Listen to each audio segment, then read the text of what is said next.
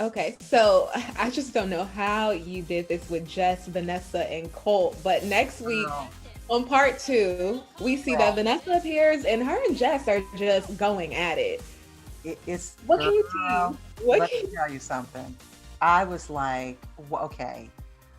And Vanessa, Mhm. you're gonna. I'm not gonna. Obviously, I'm not gonna give anything away, but it's a shocker. Oh, really? It's a shocker. I'm like, what? Wait a minute. Where did that come from? It's something more than what we already know because Colt dished his news in part one of the tell all that they've been continuing whatever they had. Is it Mhm. more to that? More. There's more to that story that is going to be shocking. Wow. Wow. That's what I will say. More to the story. How do you prepare? How do you get ready for these big moments? Well, it's a lot. It's a lot that goes into it. Obviously, I see the entire season Mhm. before all of you guys see it. So, when the producers have edited it all together, they send it to me, and so I'm viewing all of the episodes. And so it's that. And also, I know a lot of the couples from doing these tell alls for so Mhm. many years. So I know their backstory. And so it's about, the producers and I have our sessions where we go over all the questions that we want to ask. We want to find out, obviously, what the audience wants to know. Keep in mind, though, when we are doing the tell-alls, you have not seen all of the episodes. So there might be something that happens later on. Yes, giving you a scoop. Really? Yes, something that happens later on that you might wonder, oh, I wonder why that wasn't incorporated into the show. But so the way we do the tell-alls, and we, like I said, we have a certain schedule in terms of when we do them, but it goes into what we try to find out is what the audience wants to know and what we feel is most important for that particular couple. When we started doing this virtually, I thought, gosh, this is not going to be as interesting. I said, because, we're not on the studio. People aren't going to be able to walk off. They're not going to really confront each other. Oh, sister, let me tell you, when Mhm. you're behind the camera, you got all kind of nerve to say anything you want to anybody. Okay. I was like, what is happening? Like they're going off and you're going to, you're going to see in this tell all, somebody Uh-huh. goes off on Angela. Okay. Now, in person, you would not go on Right, right. behind your webcam. Oh, you Uh-huh. got all kind of nerve. Is Oh, that when we see Angela throw the computer or whatever she did and walked off? no, I think that was a different time. That's Oh, something else. well, it's so interesting you say that because when I watched part one of the tell all, at the top, people were just throwing insults at each other back to back. And I was like, wow, no one has a filter. None. No one, most tell alls, you get the drama like that, but this was intense. Yes. What was your thought overall on part one of the tell all? Well, obviously, we want people to be animated during their conversations, and we want them to talk about the things that they've been talking about all season. Because here's what happens a lot of times when they get on set and they meet the person, meet another couple for the first time. Sometimes they don't really want to talk about the things that they've actually been saying about each other. So you want them to be honest. Okay. Now, when it goes off the rails, you really have to bring it back in because then nobody's getting the information that they need. And, when folks are, at home and they're in front of their computer, they're just going off literally. And so it is real. You have to let people say what they want, but then you have to reel them back in and let's say, okay, let's have a conversation. What is this about? All right. Well, do you have a favorite or craziest tell all moment from this three-part special? Yes, from this three part special. Yes, yes. And I try to be as I don't want to play favorites. I try to be as neutral as possible because that's my role as the host of the show. But we're going to get into a storyline, in part 2. And I just wanted, there's somebody I just wanted to say, you know what? Wait, what is wrong with you? Yes.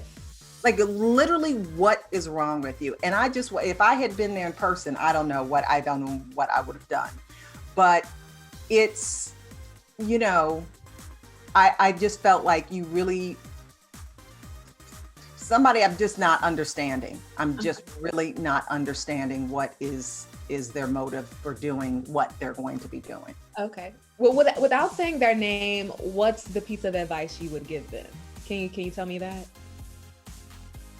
And we could play the guessing game here. Yeah. What piece of advice would I give them? I think you have to evaluate whether this is a relationship that you should be in. Okay, that could be a lot of people. That could be a lot of people, right? That could be a lot of people. Yeah, but I'll try to piece it together. I'm so glad you said the neutral part, though, how you have to stay neutral. Yes. Because I think a lot of viewers, if they don't understand your role, they question that, and they want you to say different things or do more, but that's not your job. Yes. And so, this show, there are 99% of the people that watch this franchise, they watch it, they enjoy it, and they kind of go about their lives. Okay. Then there is another, smaller percentage that it really consumes more of their lives than everybody else. Okay. So we have, and they can be very vocal about what and it's never about what they like. It's always about what they don't like. And there are those people that, listen, sometimes I really feel for the couples who are on the show because they have to make their social media private because they get the vitriol that they get is uncalled for, unnecessary, and it borders on, we've had some situations where people have even said things that we had to get law enforcement in. Wow. Okay, so there is that segment. Okay, so I know what my role is as the host, and somebody might say, oh, you need to tear them a new one, or you need to, get in it. That's not my role. And as a matter of fact, and there's always a producer in my ear while I am doing the show.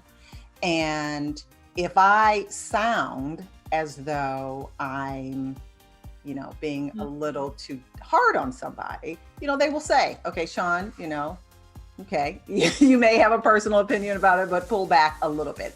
And that, and so my role is to be the type of moderator that the network wants for this show. Right. And so, and it's so funny to me when people say, oh, how come you didn't ask this? Mm-hmm. Well, okay, we tape the tell-all. We've had taping sessions that have lasted 16 hours. Okay. And so you're seeing a small percentage of what we actually tape. So if somebody says to me, how come you did not ask this? I will always say to them, you don't know what I asked. Right. You just see what is produced, but they don't have that understanding. They don't have that understanding of television, Right. And so, and then there are things that happen after taping. Okay. That, someone might say, oh, how come you didn't ask about this? Well, it happened after taping. So we obviously can't ask about that. So it's funny to me when somebody says, "Oh, how come you didn't ask?" As though they're the only person who thought of that question. I didn't think of it. The producers didn't think of it. Nobody, this whole team did not think of that question. Okay. Right. We're the only one. Okay. Right. So it's, you know, and sometimes like if people are courteous about it, they'll say, "Hey, Shaun, you know, love the show, love you. I just wanted to know why you didn't ask this." And I'll explain and they'll go, "Oh, okay, I get it." And then, like I said, then there are the folks who are just, you know, you go. They want to be mean. I'm like, block, girl, I ain't got nobody. Nobody has time for that. Block, bye. I love that. Well, you've sat with this cast before, well, some of them in previous times. Right. Who do you see the most growth from, whether it's a couple or an individual? Anybody? That's a good question. Let's see. The most growth from, well, okay, now getting back to the question that you asked me about what advice would I give? Okay. It goes back to that question because there is somebody that I want to say, do you really think this is the relationship that you need to be in? Now, if I tell you who I see the most growth from, that would give away that answer, because I think this person may be at the point where they're saying, I already know who you're talking about. Might not. Kalani. I think so. Is it? Is it? Either Kalani or Elizabeth, because those are the two where I'm just like, girl, how do you do it? Okay, you're gonna stay neutral. That's your job. So I appreciate you sticking to your job. Before I let you go, one last question. You kind of teased here and there a bit, but part 2 and part 3 of the tell-all, what can we expect? If you could just give us a tease in one sentence, just wrap it up, what could it be? In one sentence? That's hard. I don't want to do that for you. But one sentence. Okay. It's a tight tease. You're going to see more on Colt's and Jessica's story that is shocking. You're going to hear more about the family dynamic of Kalani and Asuelu. And you are going to have some more surprises. Okay. Crazy surprises. Good surprises. It's always a crazy surprise. It's always a crazy surprise. It's 90 Day Fiance, so it's always a crazy surprise.